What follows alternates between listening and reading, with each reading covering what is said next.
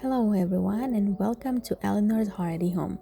Today I'm going to show you how to make this healthy and easy appetizer. We will need sweet potato. We will cut them diagonally, place it on a baking sheet, drizzle some salt, oil.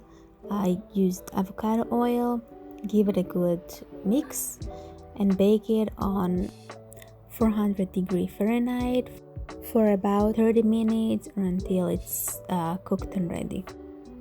Now for the salad on top, yes, make sure you have a good knife to cut through your tomatoes.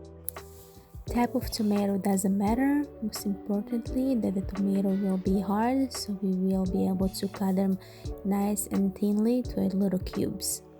Then we will put them in a bowl, squeeze some lemon, add some salt, pepper, oil. I use avocado oil, chopped cilantro, mix it well, and it's ready to plate. On each slice of sweet potato, add a teaspoon of the salad that we made, drizzle with some tahini.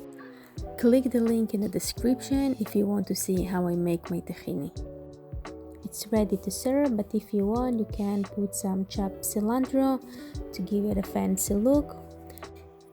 Healthy appetizer, quick to do, easy to make, and so delicious. Enjoy!